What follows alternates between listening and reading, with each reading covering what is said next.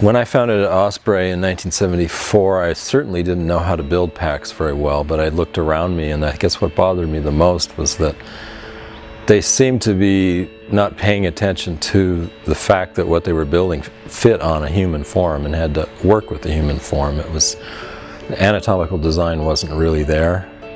Most of the lines were straight. There were no natural curves, no organic feel to it. So a harness was like a super straight.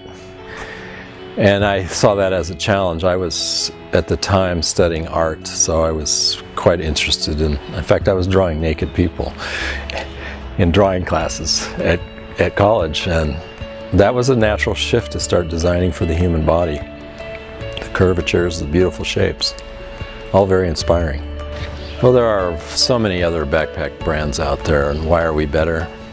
I think, unlike most of the competition, we only focus on backpacks. We've been doing that for 41 years now, and we've learned a lot, and we are still doing it. The mistakes we've made in the past, we've corrected. We constantly improve the designs.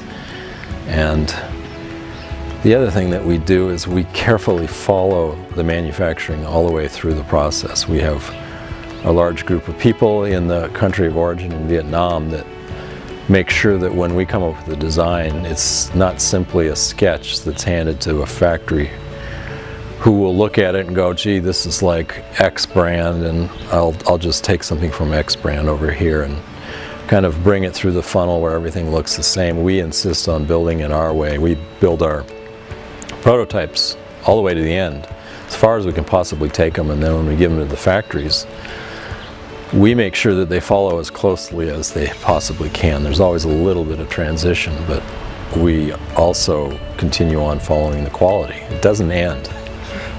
The vision behind Atmos has been gaining steam over a number of years.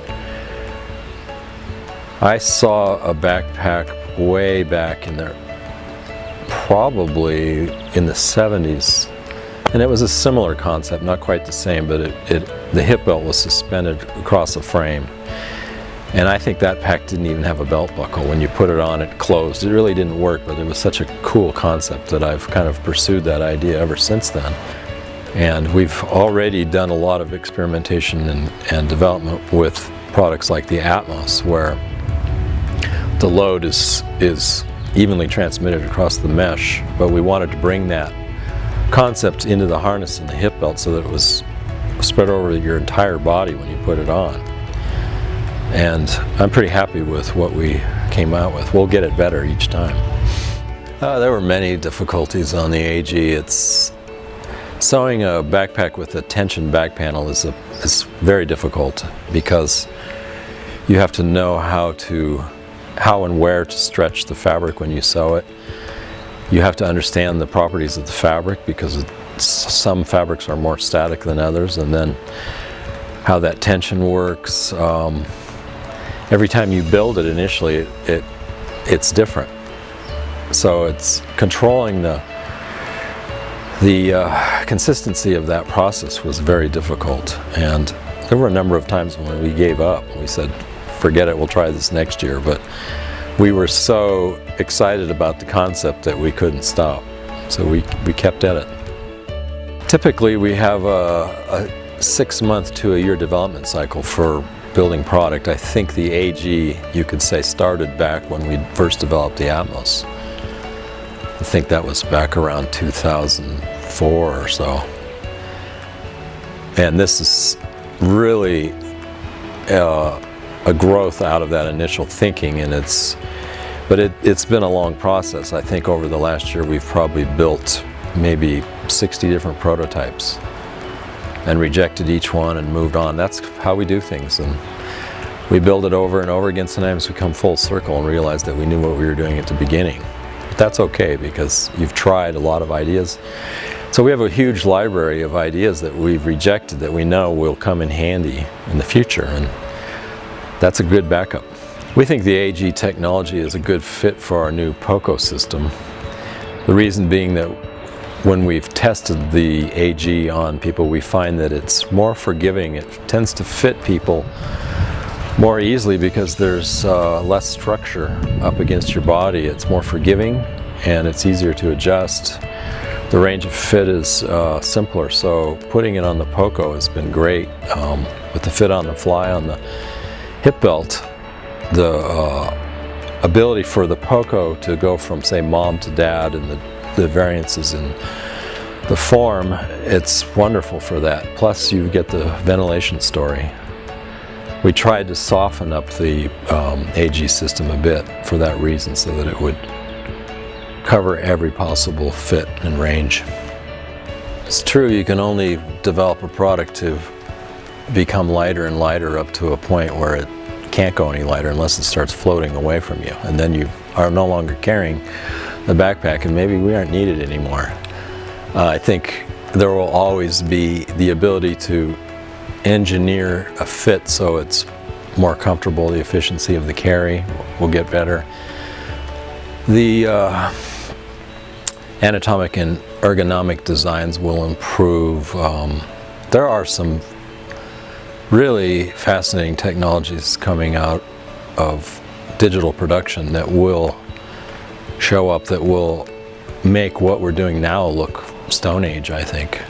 The way you can build fabrics with 3D printing and load transition nodes so that it can move in any direction but effectively transfer the load and still remain super light. It doesn't necessarily have to get lighter. There's always a balance between lightweight and efficiency, and you can actually have a pack that carries better, that weighs more, but it saves you the energy of the carry.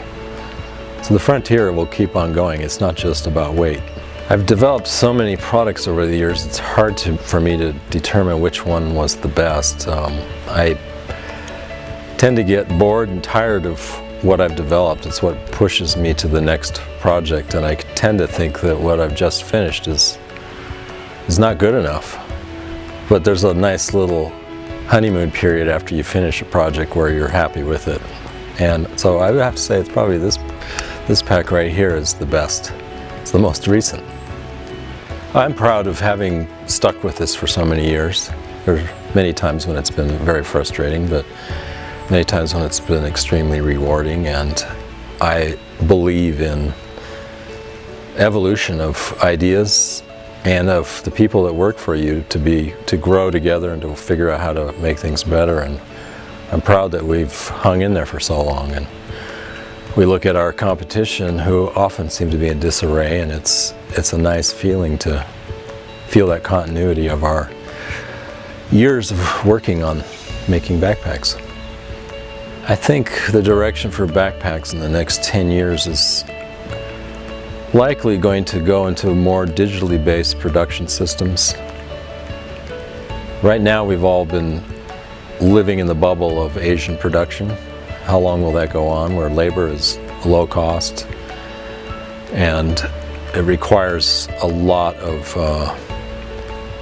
people to build a product? And the technology these days is advancing so rapidly. The ability to not only digitally design product but to output it digitally, for example with high-speed 3D printing, injection molding, that's the new frontier. The ability to custom fit people with digital technology.